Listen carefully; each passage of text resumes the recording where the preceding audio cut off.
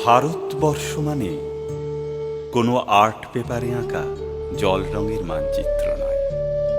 ভারতবর্ষ মানে শুধু হর্ষবর্ধন কিংবা বাবরের বিজয় বার্তা নয়। ভারতবর্ষ মানে বিজয় সিংহের সিংহল জয়ের ফ্যাসিস্ট গৌরব গাথা নয়। ভারতবর্ষ মানে শুধু মীনাক্ষীপুরম কিংবা জামা মসজিদ নয়। ভারতবর্ষ মানে নেহেরুজির বংশানুবৃত্তি কিংবা জিন্না সাহেবের অলিখিত শ্বেতপত্র নয়। ভারতবর্ষ মানে এক ভালোবাসা, আমার, তোমার, শব্দের, সঙ্গীতের, জীবনের, আকাশের, মাটির। আমাদের প্রাইমারি স্কুলে কলুখা সাহেব সাদা দাড়ি, মাথায় ফেজ, ড্রিল করাতেন। আমাদের ডান বাঁ সস্নেহ সতর্ক করতেন, বাবা সকল পার হাত মিলিয়ে ফেলো। কলুখা সাহেবের গোরের মাটিতে আজ ফেরেশতার হাসি ভারতবর্ষের চেরাগ হয়ে জ্বলছে। বদরু মিয়ার হাতের কর্ণিকে শিব মন্দিরের গায়ে কত ফুল কাটা, আর তার জোগাড়ে হয়ে মশলা মাখছে ঈশান বাউরি।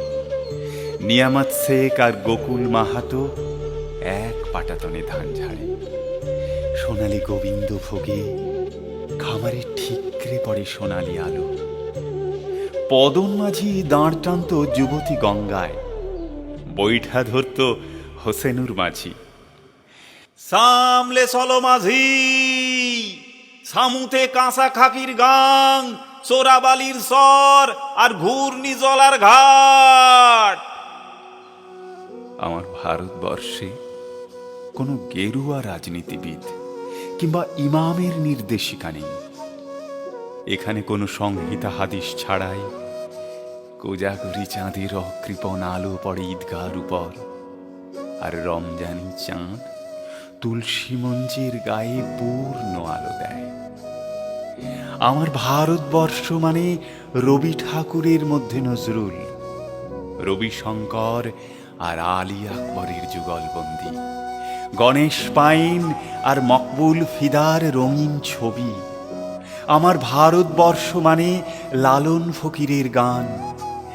আমার ভারতবর্ষে আমি শুনেছি মোহাম্মদ রফির সঙ্গে লতার ডুয়েট, দেখেছি পাল্লা দিয়ে আজহারের সঙ্গে সচিনের দৌড়, খেলার মাঠের প্রান্তে দাঁড়িয়ে শুনেছি নঈমুদ্দিনের তদারকি চিৎকার, বিজয়ন, আকিল, কুলজিৎ, বাইচুং, মাঠটাকে আরো বড় করো। মাঠ দিন দিন ছোট হয়ে যাচ্ছে, মাঠটাকে আরো বড় করা দরকার, অনেক অনেক বড়, অনেক অনেক বড়।